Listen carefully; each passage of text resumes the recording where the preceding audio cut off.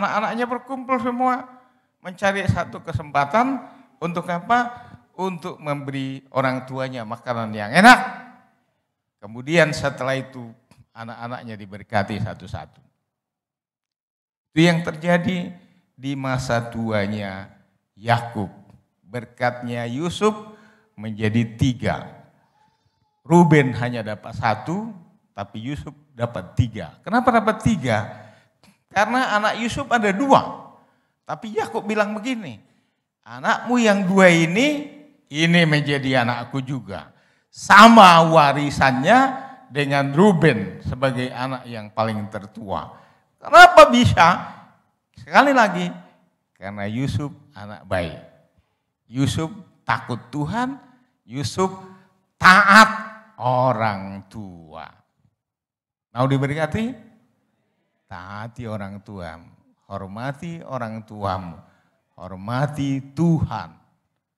Maka firman Tuhan berkata, maka Tuhan akan memberkatimu, umurmu akan panjang di dunia ini. Sebelum masuk ke dalam kekekalan. Ingat baik-baik, dengarkan baik-baik. Haleluya. Yang kedua, saudara yang kasih dalam nama Tuhan, ternyata orang baik tidak selalu menyenangkan. Ya, ternyata orang baik itu tidak selalu disenangi dan disukai oleh semua orang.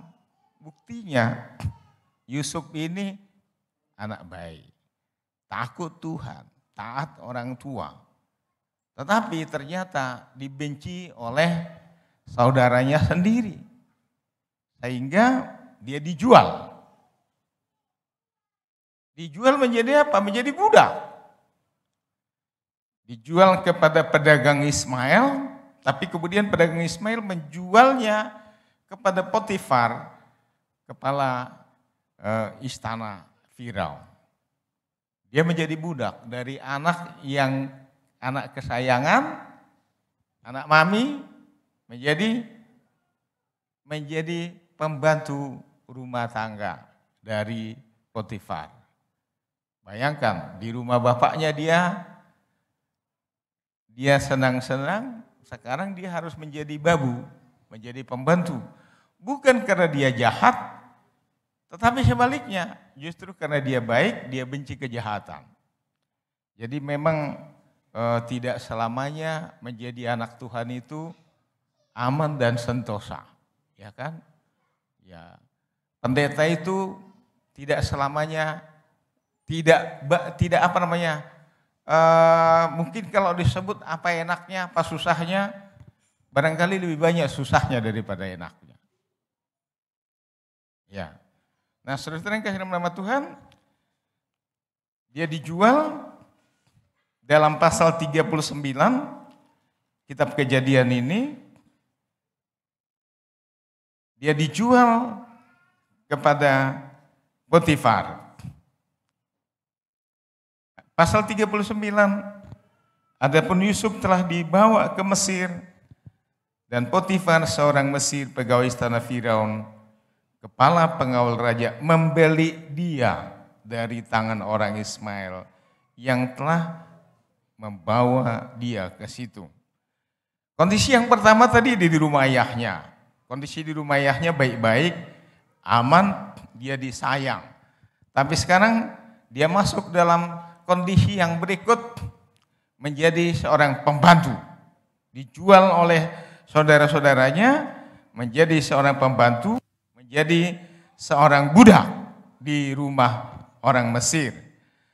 Tapi ayat 2 firman Tuhan ini berkata, walaupun sebagai pembantu, walaupun sebagai budak, pasal 39 ayat 2 berkata, tetapi Tuhan menyertai Yusuf, sehingga ia menjadi seorang yang selalu berhasil dalam pekerjaannya. Sebagai budak, sebagai anak dia berhasil dalam rumah ayahnya, menjadi anak kesayangan. Sekarang dalam kondisi yang kedua, dalam situasi yang kedua, situasi yang tidak menyenangkan, situasi yang berbeda 180 derajat dengan situasi di rumah ayahnya, dia menjadi budak. Tapi karena dia membenci kejahatan, dia cinta Tuhan, dia taat Tuhan, dia taat orang tua, maka sebagai budak pun firman Tuhan berkata, dia selalu berhasil dalam pekerjaannya. Pekerjaannya diberkati oleh Tuhan. Potifar diberkati oleh Tuhan dengan kehadiran seorang pembantu rumah tangga yang bernama Yusuf. Bapak Ibu yang dikasihi Tuhan, sebagai anak, kita sudah berhasil di rumah. Mungkin kita sebagai pembantu, bukan pembantu rumah tangga, tetapi sebagai pegawai di Indomaret barangkali, di pompa bensin barangkali, di perusahaan Jati misalnya. Kita ini hidup di dunia ini bekerja bukan hanya untuk diri kita sendiri, tapi juga bekerja untuk orang lain. Ada memang yang bekerja berusaha sendiri. Kalau dia giat, maka dia yang akan diberkati. Tetapi kondisi Yusuf, dia sebagai pembantu rumah tangga. Dia tidak kerja asal-asalan. Dia tidak kerja sekedar. Dia tidak kerja sebagai budak. Tapi dia bekerja sebagai anak kesayangan. Artinya apa? Sebagai budak pun dia tidak bekerja sebagai budak. Mengerti maksud saya? Dia tidak bermental budak. Tapi dia bermental anak kesayangan. Walaupun dia diperlakukan sebagai budak, tapi perbuatannya bukan perbuatan budak, tapi perbuatan anak kesayangan. Maka Tuhan menyertai dia dan dia berhasil dalam segala pekerjaannya. Sebagai tukang masak, dia berhasil. Masakan yang dimasaknya enak. Sebagai tukang cuci, dia berhasil. Cuciannya bersih, gosokannya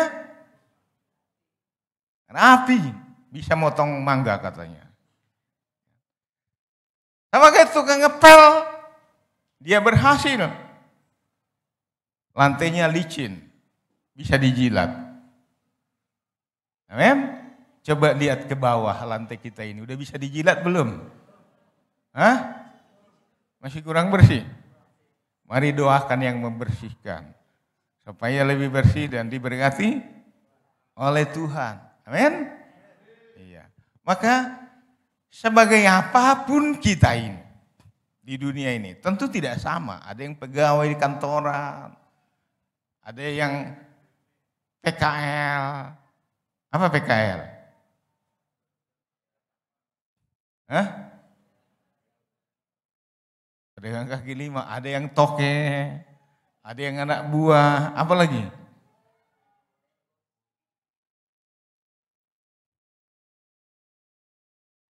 Tapi jika kita melakukannya dengan sungguh-sungguh, kalau saya bilang, lakukanlah segala sesuatu seperti untuk Tuhan. Maka apapun yang kita kerjakan akan diberkati Tuhan dan kita akan berhasil seperti Yusuf sebagai pembantu rumah tangga dari Potifar. Bapak Ibu yang dikasihi Tuhan, yang ketiga, kondisi yang ketiga, sebagai tawanan di penjara.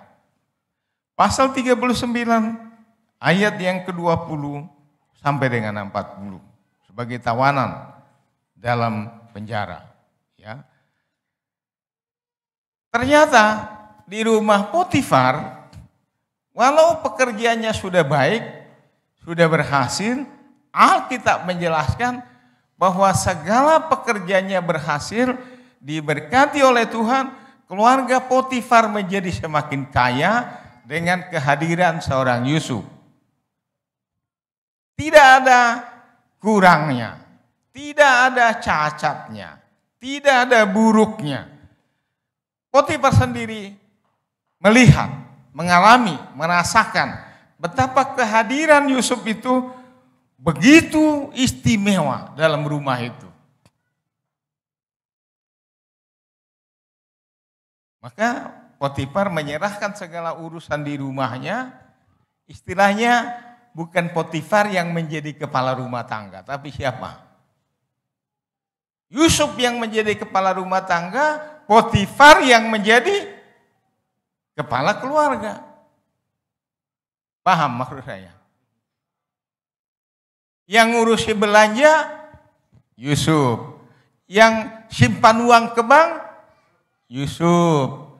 Yang ngantaran anaknya Potifar ke sekolah, Yusuf. Mobilnya dikasih. Alkitab memberitahukan segala pekerjaan Potifar diserahkan kepada kecuali istrinya.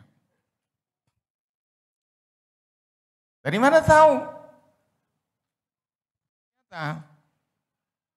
Istri Potifar menggoda Yusuf.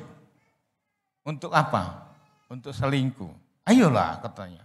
Tiap hari digodain. Tiap hari digodain. Tapi karena Yusuf takut Tuhan,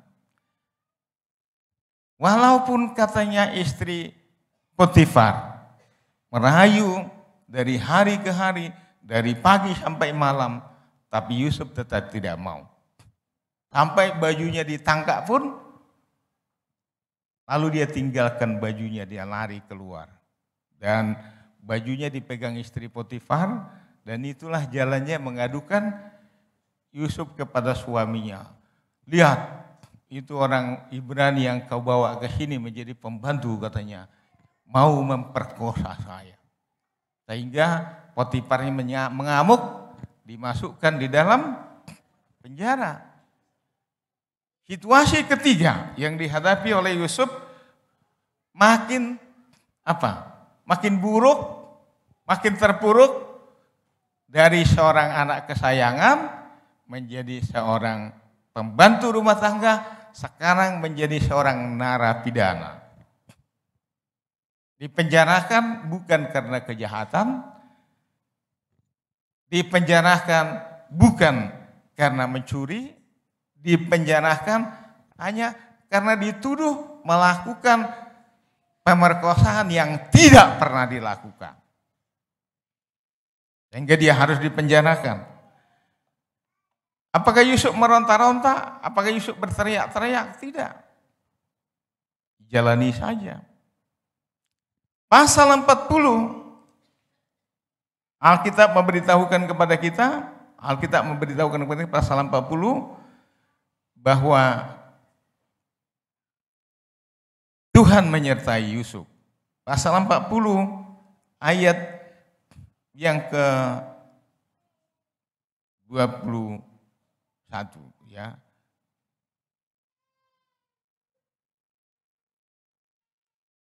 Bahwa di penjara pun Tuhan menyertai Yusuf. Di penjara pun Tuhan menyertai Yusuf, ya. Sehingga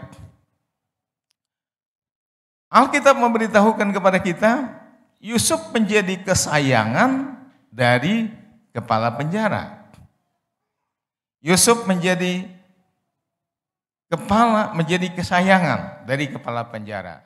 Tadi di rumah dia menjadi kesayangan, sebagai pembantu menjadi kesayangan, sebagai narapidana pun menjadi kesayangan. Dalam kondisi apapun dia tetap menjadi kesayangan. Kenapa? Karena dia takut Tuhan, hidup jujur, taat orang tua, takut Tuhan, taat firman Tuhan, benci kejahatan. Maka ditempatkan sebagai pembantu pun dia tetap menjadi anak kesayangan. Dipenjarakan pun dia tetap menjadi kesayangan. Sehingga Alkitab memberitahukan dalam ayat 23, pekerjaan kepala penjara, semua pekerjaan kepala penjara diserahkan kepada Yusuf. Dan dia mempunyai kelebihan yang lain, bahwa Tuhan memberikan dia karunia untuk menafsirkan mimpi. Dalam kitab Joel, kita diberitahukan oleh Nabi Joel pada satu kali, pada akhir zaman katanya, maka anak-anak mudamu akan bernubuat. Orang-orang tua akan mendapat mimpi. Sebelum ini ternyata Yusuf sudah dapat mimpi. Mimpi tentang masa depan. Kemudian dia beri karunia oleh Tuhan untuk menafsirkan mimpi. Penjara mengantarkan Yusuf untuk bertemu dengan Raja Firaun. Kenapa? Di penjara yang sama ada dua pegawai istana yang dipenjarakan. Satu kamar, satu kepala juru minuman, satu lagi kepala juru roti. Dua-duanya bermimpi. Mimpinya beda, maknanya beda. Kepala juru minuman bermimpi dalam 3 hari, katanya dalam 3 hari dia membawa minuman dan kemudian pada hari yang ketiga dia berubah dan Yusuf menafsirkannya. Katanya apa? Dalam 3 hari katanya engkau akan dipanggil kembali ke istana, kedudukanmu akan dikembalikan dan engkau akan kembali ke posisimu. Lalu Yusuf bilang begini, tapi tolong nanti ingat akan saya. Kalau engkau sudah dikembalikan ke posisimu, ingatlah akan saya. Beres katanya. Lalu melihat mimpinya itu bagus, si kepala juru roti pun menceritakan mimpinya. Katanya aku menjunjung keranjang berisi roti, tapi kemudian datanglah burung-burung, habis dimakaninya rotiku katanya. Oh ini arti mimpimu itu katanya. Yusuf tidak segan, dia bilang begini, dalam 3 hari ini kepalamu akan dipancung, kau akan mati. Dan benar-benar terjadi. Si kepala juru minuman lupa akan Yusuf. Sampai Firaun bermimpi 2 kali. Dan tidak ada orang yang bisa menafsirkan mimpinya. Dari semua ahli nujum, dari semua ahli jampi, dari semua ahli tenung, tidak ada yang mengerti mimpi Raja Firaun. Barulah si kepala juru minuman ingat akan Yusuf. Lalu dia tiba-tiba bilang begini, aduh sekali ini aku telah berdosa. Aku bersalah katanya. Dia menghadap Firaun. Aku benar-benar berdosa, aku benar-benar bersalah. Karena aku tidak ingat Yusuf. Aku melupakan Yusuf.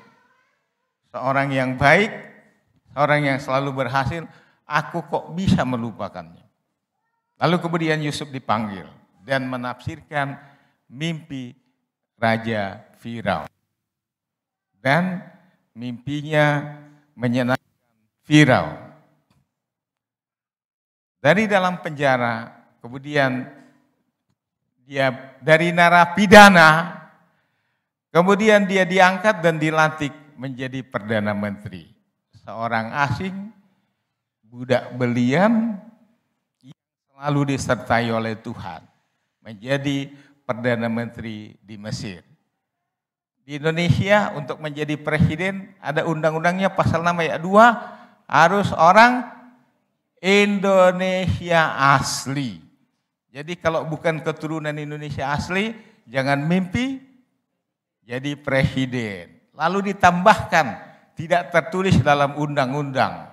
Ditambahkanlah ditafsirkan oleh Menteri Luhut harus orang Jawa katanya. Mungkin zamannya ciciknya Pak Pandiangan lah itu nanti bisa berubah, nggak tahu kita. Ya kan? Kenapa harus orang Jawa? Karena Indonesia negara demokrasi. Orang Batak kalau di baba do mandok dang di ahado katanya adong do dihita dak magon Tapi ada juga satu lagi yang jelek. Dang diho, dang diau, tumagom mah dibegu katanya. Itu jeleknya orang Batak. Dang diho, dang diau, tumagon dibegu. Kalau hanya harusnya pegang satu tadi. Adong do hita. Dak tumagon. Orang Jawa pegang itu kuat. Jawa Tengah, Jawa Timur. Kan mereka udah 60 juta kan. Udah menang. Saudara-saudara, Mesir lebih maju dari kita. 3.000 tahun yang lalu, 4.000 tahun yang lalu, 6.000 tahun yang lalu, Mesir udah lebih maju dari kita. Orang Israel, orang Ibrani bisa jadi apa? Bisa jadi Perdana Menteri di mana? Di Mesir. Kenapa? Pertanyaannya kenapa? Bukan karena orang Mesir asli, tetapi karena Tuhan menyertainya. Kenapa Tuhan menyertainya? Karena dia baik. Kenapa Tuhan menyertainya? Karena dia benci kejahatan. Kenapa Tuhan menyertainya? Karena dia taat Tuhan. Mengapa Tuhan menyertainya? Karena dia menghormati dan menghargai orang tuanya. Jadi tidak perlu, aduh siapalah aku ini? Aku ini kan anaknya tukang botot. Kalau engkau punya Tuhan, maka siapapun orang tua kita itu tidak menjadi alasan kita gagal. Karena Yusuf bisa berhasil bukan karena si Yakub, bukan karena si Ishak, bukan karena si Abraham, tapi karena dia baik, dia takut Tuhan, dia taat Tuhan, dia benci kejahatan, maka dimanapun dia ditempatkan berhasil.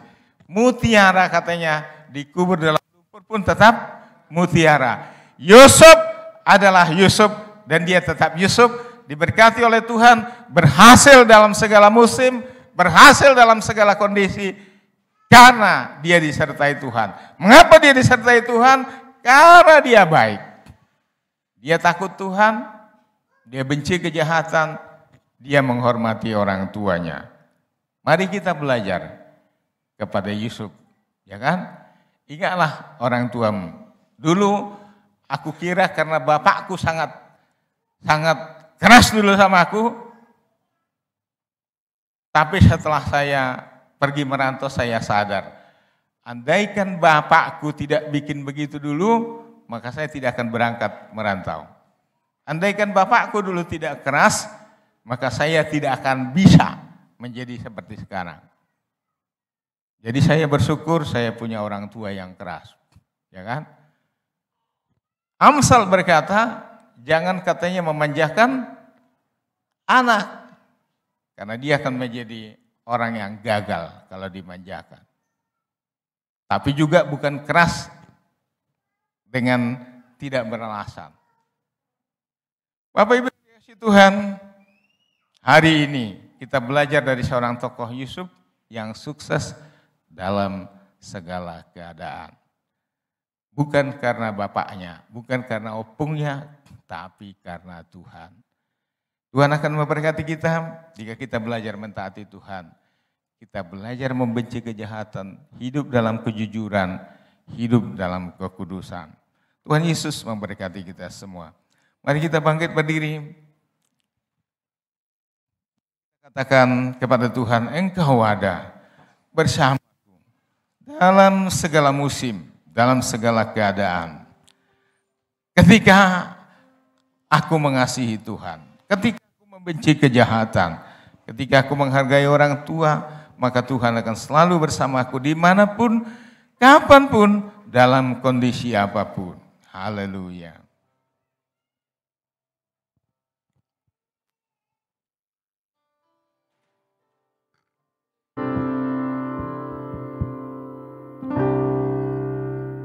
Engkau ada bersamaku di setiap musim hidupku.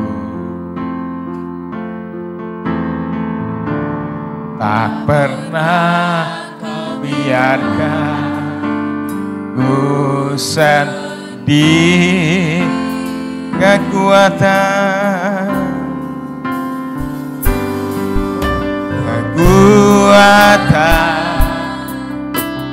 jiwaku hanyalah bersamamu.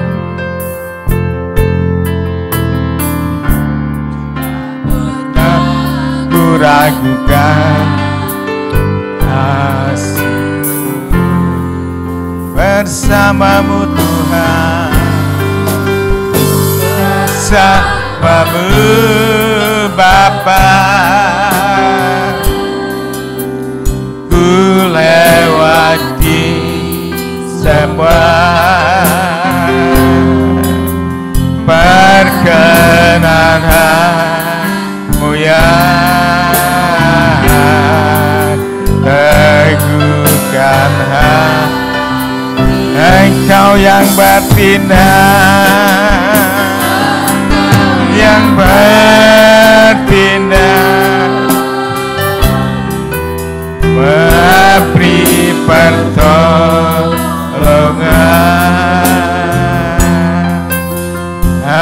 Anugerahmu besar melimpah bersamamu Tuhan, bersamamu. Haleluya. Ku lewati semua perkenanmu ya, teguhkan. Engkaulah yang bertindak bagi kami ya Tuhan, yang bertindak, memberi pertolongan.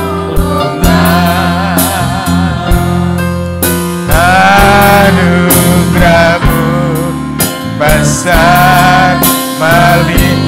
Sekali lagi katakan bersamamu Tuhan, bersamamu Tuhan. Ku lewat bersamamu Tuhan, kami hadapi semua musim ya Tuhan. Padamu ya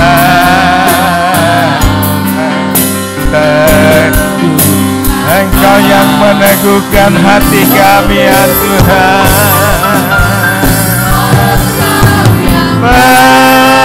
Bertindaklah bagi kami Tuhan, beri pertolongan.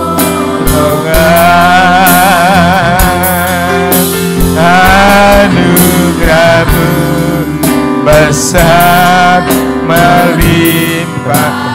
Anugerahmu besar, anugerahmu besar melimpah bagiku. Anugerahmu besar melimpah bagiku. Haleluya. Bersamamu Tuhan kami menghadapi segala musim. Bersamamu Tuhan kami menghadapi segala keadaan. Bersamamu Tuhan kami menghadapi segala kondisi. Bersama dengan Engkau Tuhan kami dapat melewatinya. Engkau sumber pertolongan kami ya Tuhan, Engkau sumber penghiburan kami, Engkau sumber kekuatan kami, sumber kehidupan kami. Engkaulah yang bertindak bagi kami ya Tuhan. Haleluya,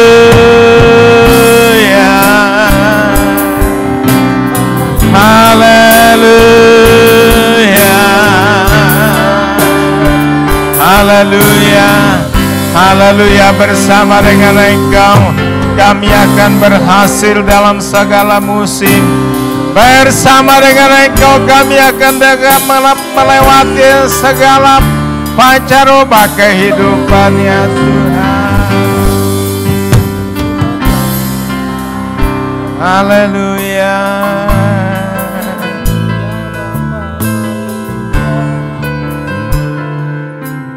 Bersamamu Bapa, ku lewati semua perkenananmu ya, teguhkan hatiku. Engkau yang bertindak, memberi pertolongan,